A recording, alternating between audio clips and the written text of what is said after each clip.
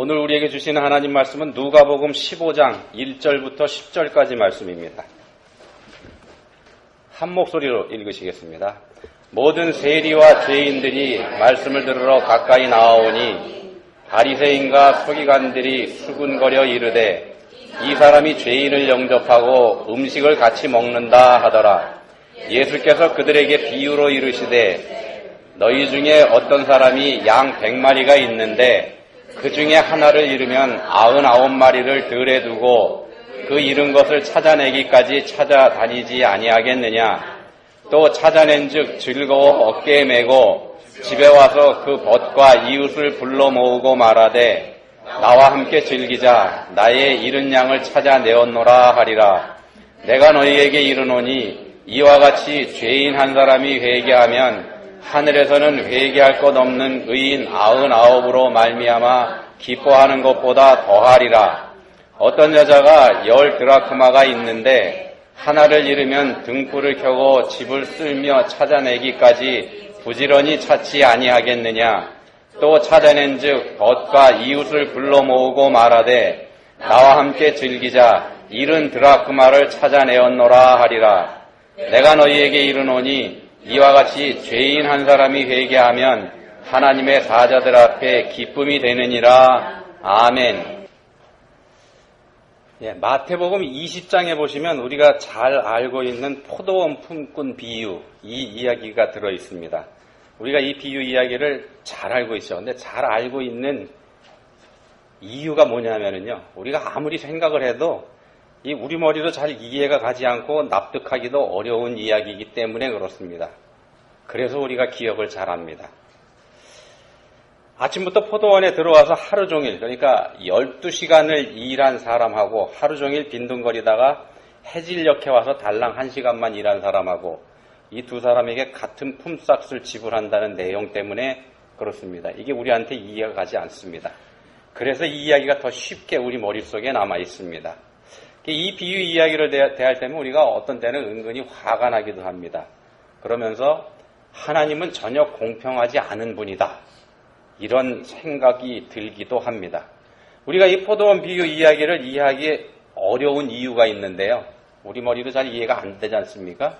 그 이유가 있는데 뭐냐면요, 우리는 우리 자신을 아침부터 포도원에 들어와서 하루 종일 떼약볕에서 일한 사람, 이 사람 자리에 우리를 세우기 때문에 그렇습니다. 그래서 이 이야기가 이해가 어렵습니다. 우리는 우리 스스로를 하루 종일 빈둥거린 사람이 아니라 열심히 하루 종일 일한 사람, 이 사람이다, 이렇게 생각을 하기 때문에 이 비유가 잘 이해가 안 된다는 말씀입니다. 만약에 우리 자신을 하루 종일 빈둥거리다가 해질녘에 잠깐만 일하고서도 하루치 품삯을 받은 사람이다, 이렇게 생각을 하면은요, 우리 자신이 그 사람이다 이렇게 생각을 하면 이 비유 말씀에 대해서 우리가 이의를 제기할 이유가 전혀 없다는 말씀입니다. 그렇지 않겠습니까? 별로 동의하시지 않나 봐요. 예. 오늘 말씀의 주요 포인트가 이겁니다. 주요 포인트입니다. 지금 말씀드린 게, 우리는 하루 종일 떼약볕에서 열심히 일한 충성스러운 그 일꾼이 아니라 하루 종일 빈둥거리다가 달랑 1시간만 일하고서 하루치 품삯을 받은 그 사람이라는 말씀입니다. 우리가 그 사람입니다. 그게 오늘 말씀의 포인트입니다. 이 말씀 기억하시면서 오늘 말씀 들어보시기 바랍니다. 이해가 좀 쉬우실 것 같아서 이 말씀을 미리 드립니다. 누가복음 15장, 오늘 우리가 읽은 본문 말씀인 누가복음 15장에 들어 있습니다. 이 누가복음 15장에는 우리가 아주 잘 알고 있는 3가지 비유 말씀이 들어있죠. 어떤 목자가, 양을 치는 목자가 100마리의 양을 치고 있었는데 그 중에 하나가 없어졌습니다. 그래서 그 잃은 양을 찾는 이야기가 첫 번째 이야기입니다. 두 번째 이야기는 어떤 여자가 10개의 드라크마 동전, 드라크마라고 하는 동전 10개를 가지고 있었는데 그 중에 하나가 없어져서 애타게 찾는다는 이야기, 이게 두 번째 이야기고요. 마지막 세 번째 이야기가 그 유명한 탕자 이야기죠. 아버지의 유산을 미리 달라고 한 둘째 아들이 그 유산을 다 팔아서 돈으로 만들어서 다른 나라에 가서 허랑방탕 다 써버리고 돈이 떨어진 후에는 되지만도 못한 삶을 살게 됐죠. 그렇게 됐을 때 그때 비로소 아버지를 생각하고 집으로 돌아온다는 이야기가 바로 이 얘기입니다. 이렇게 세 가지가 여기 들어가 있습니다. 잘 아시는 내용입니다. 이거 모르시는 분들 아마 없으실 것 같습니다. 영어권에서 인정받는, 영어권이라 그러면 대표적으로 이제 미국하고 영국입니다. 여기서 인정받는 기독교 베스트셀러 작가 중에 필립 얀시라는 사람이 있죠. 여러분도 잘 아실 겁니다. 미국의 복음주의를 대표하는 지성인으로 꼽히기도 하는 사람인데요. 이분이 복음주의자입니다. 근데 이분이 신성모독, 반기독교적이다, 사탄적인 존재다, 이런 소리를 들었던 적이 있습니다. 복음의 잔혹한 계산법, 복음의 잔혹한 계산법이라고 제목을 붙인 칼럼 때문에 문제가 됐는데요. 예수님의 말씀을 이분이 이 칼럼을 통해서 풍자했습니다. 이게 문제가 됐습니다.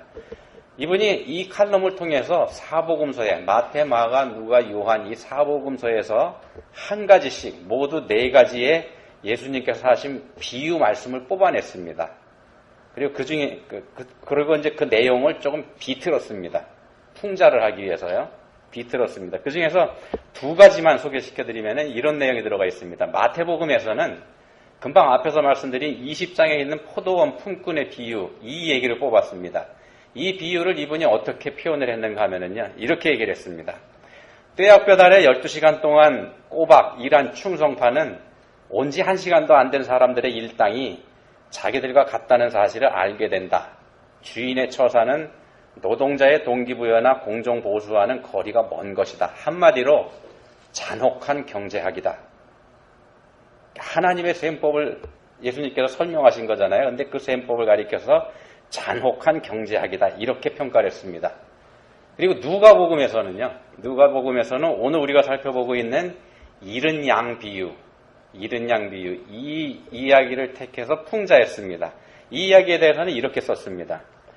누가복음에는 한 마리 잃은 양을 찾겠다고 99마리 양떼를 그냥 두고 어둠 속에 뛰어드는 목자 이야기가 나온다. 이는 고귀한 행동임에 분명하지만 잠깐 그 이면의 계산법을 생각해보라.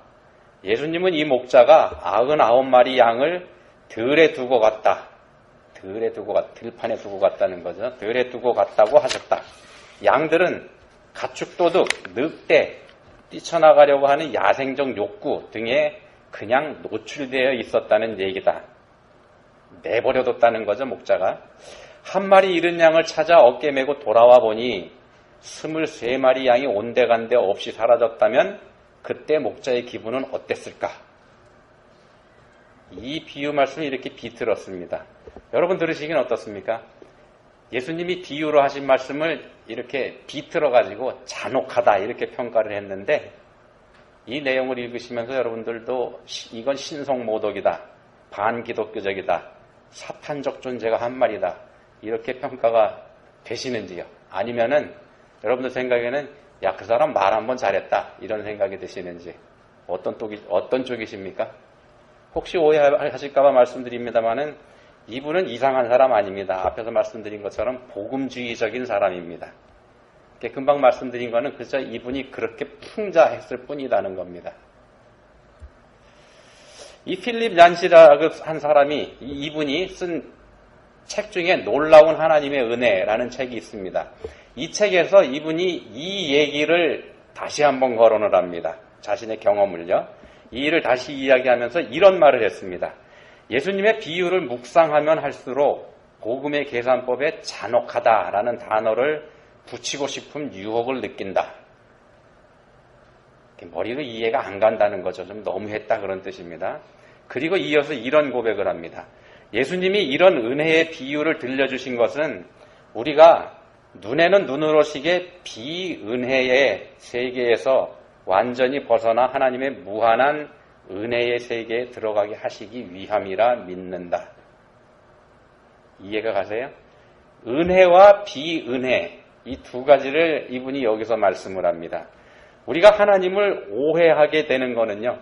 하나님의 은혜를 알지 못하기 때문입니다. 그러니까 우리는 하나님의 은혜보다는 이 세상 방식을 따르는 은혜가 아닌 거예요. 여기에 더 익숙하다는 겁니다. 이 책에서는 이 비은혜를 가리켜서 인과응보의 경제학 이렇게 표현을 했습니다. 인과응보의 경제학. 자신이 잘했기 때문에, 그러니까 내가 잘했기 때문에 그에 합당한 대가를 하나님으로부터 받는 것. 이게 인과응보지 않습니까? 이게 인과응보의 경제학입니다. 그렇지만 우리가 잘 아는 것처럼 하나님의 은혜, 이거 그렇지 않습니다. 하나님의 은혜는 인과응보가 아니라 무조건입니다. 무조건. 조건이 없습니다. 따지지 않고 베푸는 것, 이게 하나님의 은혜입니다. 우리는 바로 그 무조건 베풀어 주시는 하나님의 은혜, 그 하나님의 은혜로 우리가 살아가고 있습니다. 자, 그러면은요, 그 하나님의 은혜, 무조건 베풀어 주신다고 말씀드렸죠. 이 하나님의 은혜에 대해서 좀 더 살펴보겠습니다. 누가복음 15장의 첫 번째 잃은 양 비유, 우리가 본문에서 읽었죠. 한 마리의 양이 사라졌다는 걸 목자가 알았습니다. 날은 어두워지고 있습니다. 우리가 아는 것처럼 양은 스스로 자기 자신을 방어할 능력이 없는 그런 동물입니다. 남을 물어뜯을 강한 이빨도 없고 도망칠 수 있는 빠른 발도 양에게 없습니다. 그 흔한 뿔도 양한테는 없습니다. 스스로 길을 찾을 능력도 양은 없습니다. 눈은 지독하게 나쁩니다. 멀리 보지 못합니다.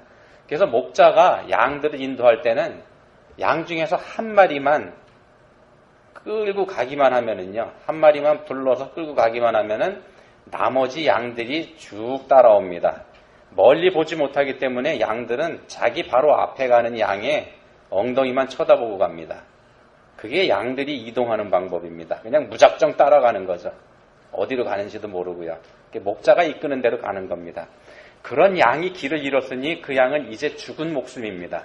살아 돌아올 가능성이 없다는 말씀입니다. 그 양을 그냥 내버려두면 얘는 그래서 무조건 죽게 됩니다. 그걸 알고 있는 목자가 그 양을 찾아 나섭니다.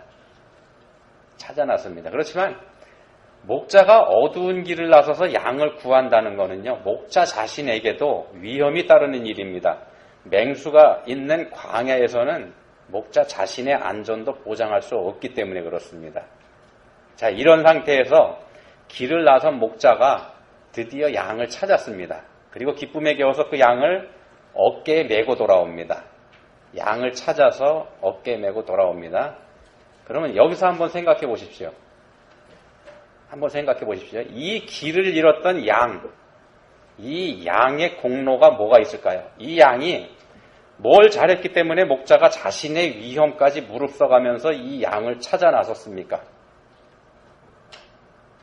이 양에게 뭐가 잘한 점이 있냐, 이걸 여쭙고 있습니다. 없습니다. 양이 잘한 거 아무것도 없습니다. 양은 그저 그 목자의 양이라는 사실 한 가지밖에는 그 목자로부터 이런 특혜를 받아야 할 아무 이유가 없습니다. 무조건 받은 은혜입니다. 우리가 바로 이 양에 해당된다는 말씀을 드리려고 합니다. 하나님께서 우리에게 베풀어 주시는 은혜, 예수님께서 우리 대신에 십자가에 달려서 대신 죽어주신 것, 이게 바로 따지지 않고 무조건 베풀어 주시는 하나님의 은혜입니다. 무조건적인 하나님의 은혜입니다. 두 번째 얘기는 동전 이야기입니다. 여기 나오는 동전 10드라크마는 요즘에 결혼 반지에 해당된다, 이렇게 이해를 하시면 좋겠습니다.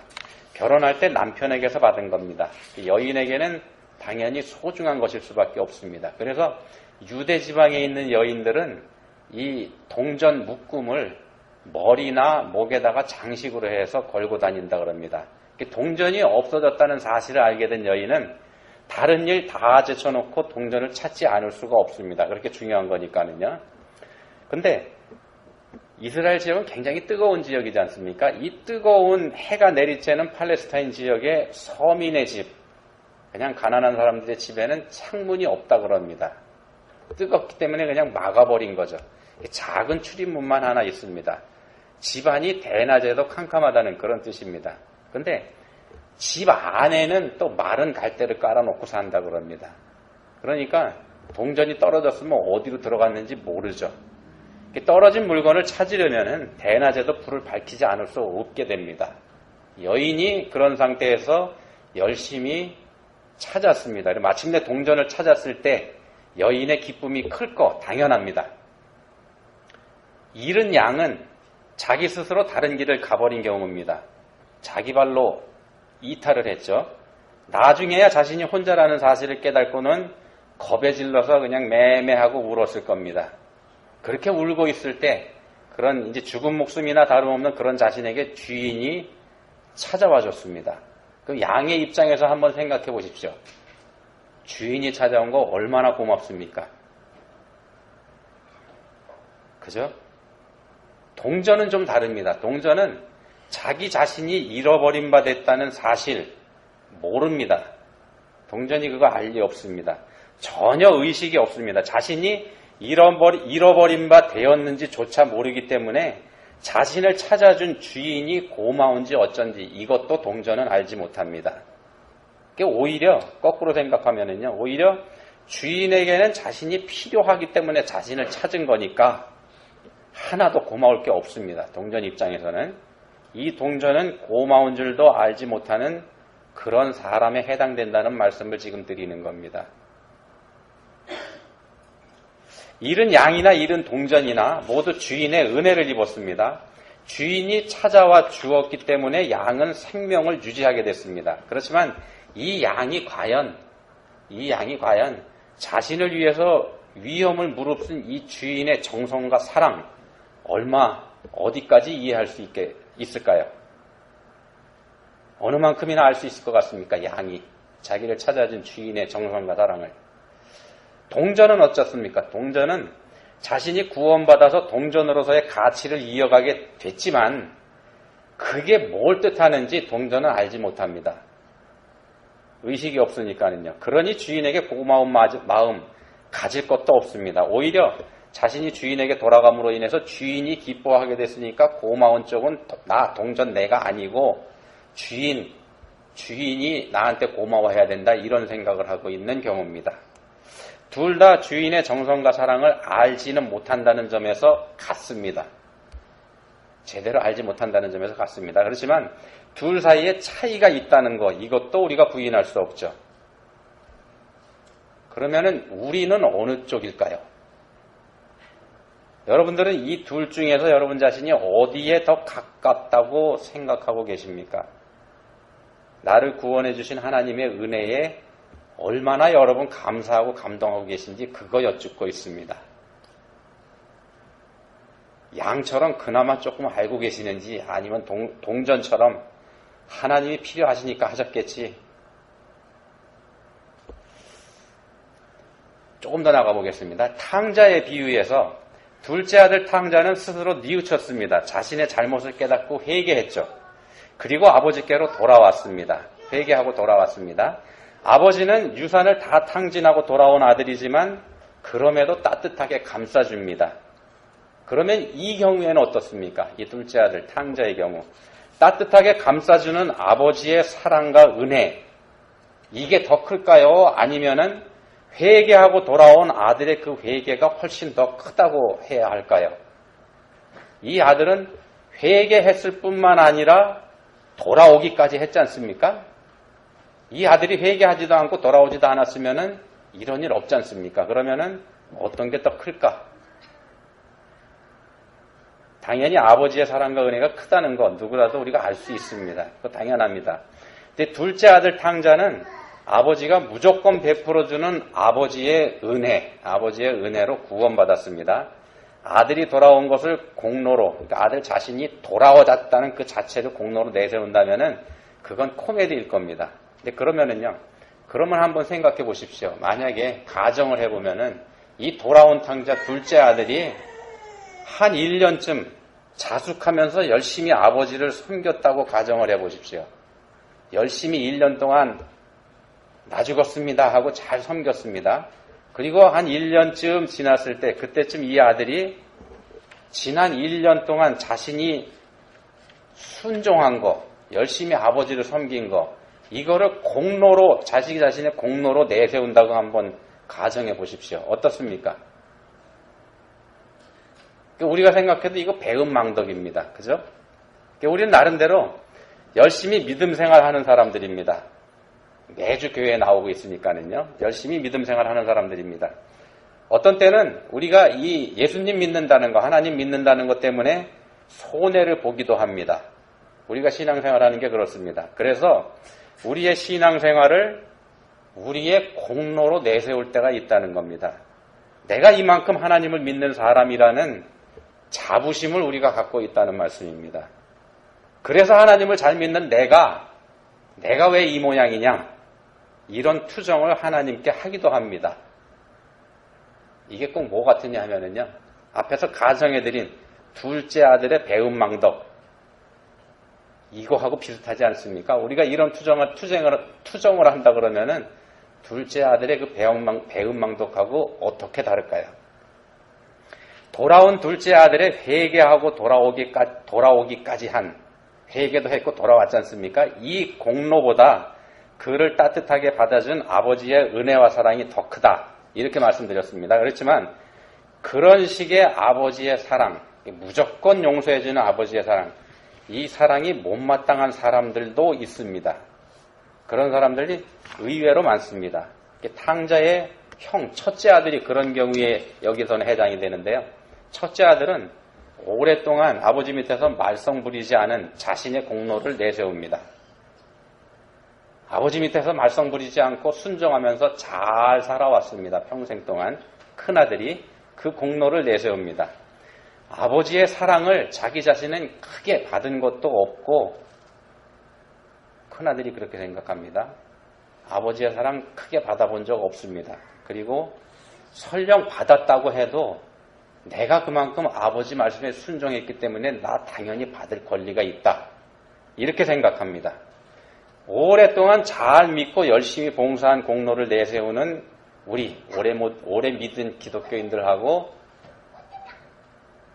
비슷하지 않습니까? 뭐가 다를까요? 두 경우가. 마치 이른바 되었던 양이 또 이른바 되었던 동전이 자기 목소리를 내는 것과 같습니다. 맏아들은 말합니다. 큰아들은 말합니다. 나는 한 번도 아버지 명을 어긴 적이 없다. 이렇게 말입니다. 이 아들의 말이 맞을 수 있습니다. 그렇지만 중요한 거는요, 맏아들 역시 아버지의 사랑과 은혜 안에 있었다는 사실입니다. 아버지가 없었다면 이 맏아들도 없습니다. 그가 부유한 아버지의 아들로 태어나서 걱정 없이 살 수 있었던 거, 이거 전적으로 아버지의 은혜지 않습니까? 누가복음 15장에 나오는 이 세 가지 이야기는 예수님께서 바리새인과 서기관들에게 해주신 말씀이죠. 본문 1절과 2절 보시면은 그걸 알 수가 있습니다. 여기서 세리와 죄인들이 예수님께 가까이 오는 걸 못마땅해 한 사람들이 바리새인과 서기관들입니다. 이 말씀은 세 가지 비유 말씀을 그 사람들한테 하신 겁니다. 예수님께서. 그러면 한번 생각해 보십시오. 이 바리새인과 서기관들이 이 세 가지 이야기에서 이 사람들이 어디에 해당이 될까요? 이 세 가지 이야기 중에. 탕자의 이야기, 마지막 세 번째 있는 탕자의 이야기에서는 당연히 아버지의 처사를 못마땅하게 생각하는 맏아들이 이 사람들이 해당이 됩니다. 잃은 양 비유에서는 누구에 해당이 될까요? 잃은 양 비유에서. 100마리 중에 한 마리 잃었지 않습니까? 길을 잃지 않은 나머지 99마리 양이라고 볼 수 있습니다. 우리는 이들이 자신들을 버려두고 떠난 주인에게 불만을 말할 수도 있다. 이렇게 생각합니다. 이게 우리들 생각입니다. 앞에서 말씀드린 필립 얀시라고 하는 사람도 우리들처럼 그런 생각을 한 겁니다. 그렇지만 사실 이들은요, 가장 안전한 아버지의 보호 안에 있었습니다. 가장 안전한 목자의 보호 안에 있었습니다. 아무 염려가 없는 안전한 곳에 있었기 때문에 이들이 불만을 말한다는 것 사실 언어도단이라는 말씀입니다.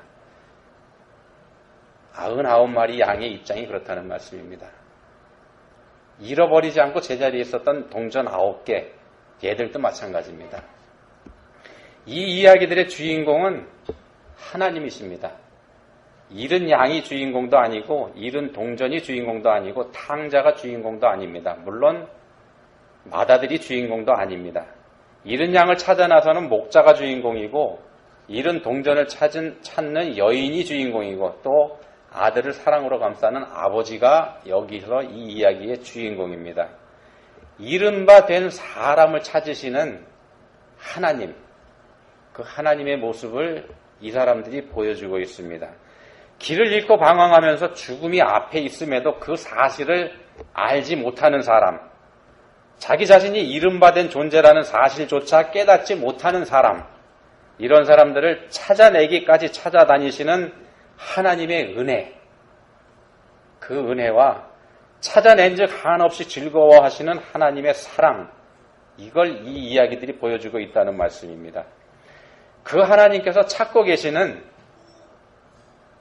또는 이미 찾으신 우리들은 어떤 존재냐 하면은요, 100마리 중에 한 마리 아닙니다. 10개 중에서 하나, 그것도 아닙니다. 100마리 양과 견주는 그 한 마리입니다. 그 한 마리. 99마리, 100마리 양하고 견주는 한 마리입니다. 남편에 대한 여인의 사랑을 완전하게 만들어주는 그 하나의 동전입니다. 하나가 빠진 드라크마 9개, 이 완전하지 못하다는 말씀입니다. 그렇기 때문에 이 존재는, 하나의 존재는 다른 것하고 비교할 수가 없습니다. 비교가 되지 않습니다. 그 하나를 잃으면 모든 걸 다 잃는 게 되기 때문에 그렇습니다. 그 하나, 바로 우리입니다. 즉 내가 없으면 하나님께 아무것도 없는 게 된다는 말씀입니다. 하나님께서 생각하는 하나님의 자녀들 된 우리들이 이런 거라는 말씀입니다. 하나님이 우리 한 사람 한 사람을 그렇게 생각하신다는 말씀입니다. 우리가 뭘 어떻게 했기 때문에 베풀어 주시는 그런 사랑 아닙니다. 하나님의 자녀가 됐기 때문에 하나님께서 자녀에게 무조건 베풀어 주시는 그런 사랑입니다. 이런 하나님의 사랑 앞에 있는 우리들의 자세, 그러면 어때야 하겠습니까? 우리들의 자세가. 하나님께서 다른 사람에게 베풀어 주시는 사랑, 나 말고 다른 사람에게 베풀어 주시는 사랑, 우리가 이거 시기할 필요 없습니다. 질투할 필요도 없다는 말씀입니다. 그거 교만입니다. 길을 잃고 죽음 앞에 방황하던 시절을 기억하지 않는 오만이면서 배은망덕이라는 말씀입니다. 왜 저 사람에게는 나보다 더 많이 주느냐 이렇게 따질 필요가 없다는 말씀입니다. 사실은 내가 그 사람보다 더 많이 받았거든요. 내가 바로 하나님께서 그 소중하게 생각하시는 그 하나이기 때문에 그렇습니다. 우리가 알지 못하고 깨닫지 못하고 인정하지 않을 뿐입니다. 이 사실 기억하시고 여러분들 지금까지 하나님께서 베풀어 주신 하나님의 은혜 헤아려 보시고 기억하시는 여러분들 다 되시기를 축원드립니다. 하나님 아버지 감사합니다. 저희는 100마리 가운데 하나가 아니며 10개 가운데 하나도 아니요 오직 그 하나이며 단 하나라는 사실 알게 해주셨습니다. 미련하고 어리석어서 하나님의 뜻을 분간하지 못하고 방황하는 저희들이지만 찾아내기까지 찾으시는 하나님께서 마침내 저희를 찾아내셨을 때 얼마나 기뻐하고 얼마나 즐거워하셨는지도 알게 해주셨습니다. 이제는 그 하나님의 사랑을 바로 알고 하나님께서 사랑하시는 모든 사람을 저희 또한 사랑할 수 있게 되기를 원합니다. 저희를 도와주십시오. 예수님 이름으로 기도합니다. 아멘.